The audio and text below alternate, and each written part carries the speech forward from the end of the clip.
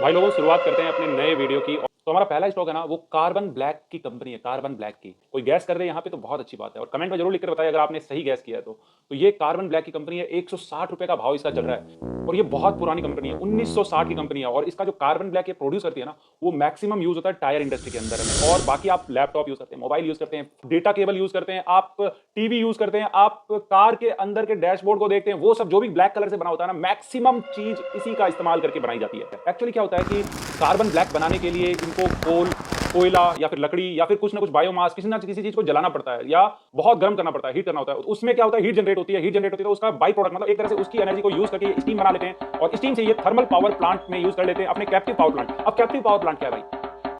जो प्लांट के अंदर में जो एक इंडस्ट्रियल यूनिट है उसके अंदर में खुद के लिए इस्तेमाल करने के लिए जो प्लांट लगाया जाए, जो बिजली बनाई जाए, उसे कैप्टिव पावर प्लांट बोलते हैं। अगर मान लीजिए ये यूज नहीं कर रही है तो क्या करेगी? इलेक्ट्रिसिटी का वेस्ट हो जाएगी।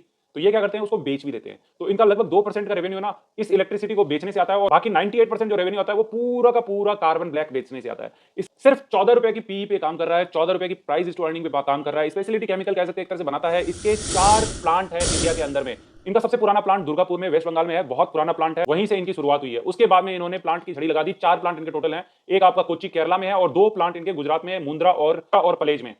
लगभग 90 मेगावाट एनर्जी ये प्रोड्यूस करती है वो कैप्टिव पावर प्लांट से, और उनको जो सरप्लस होता है उसे बेच देती है। ना सिर्फ इंडिया में बल्कि फॉरेन में भी बहुत ज्यादा एक्सपोर्ट करती है ये कंपनी। लगभग 45 कंट्रीज को ये एक्सपोर्ट करती है। बाकी इनका जो माल कंज्यूम होता है, इनके जो आपको मेन मेन बता देता हूं, जैसे एमआरएफ टायर को ये सप्लाई करती है, जेके टायर्स को सप्लाई करती है, अपोलो टायर, सीएट, बड़ी बड़ी नामी गिरामी कंपनी का नाम लीजिए, उनको ये सप्लाई करती है अपना ब्लैक कार्बन।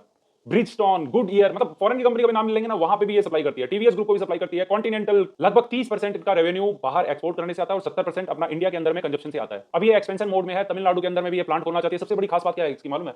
ये रिसर्च करना बंद नहीं की है कंपनी। ये हमेशा रिसर्च में आगे रहती है और रिसर्च करती रहती है, और जो इसके प्रोडक्ट आते हैं ना काफी अच्छे और हाई क्वालिटी के प्रोडक्ट निकालने की कोशिश करती है। इस कंपनी का नाम है पीसीबीएल लिमिटेड। ये पीसीबीएल का फुल फॉर्म क्या है?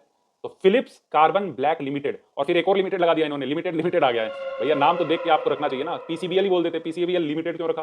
कंपनी की बुक वैल्यू लगभग 75 के पास में है। और सबसे बड़ी खास बात क्या है मालूम है? इसका डिविडेंड यील्ड 3% से ऊपर है, 3.4% है। और जहां तक सेल्स एंड मार्जिन की बात की जाए तो सेल्स एंड मार्जिन उतनी अच्छी नहीं है।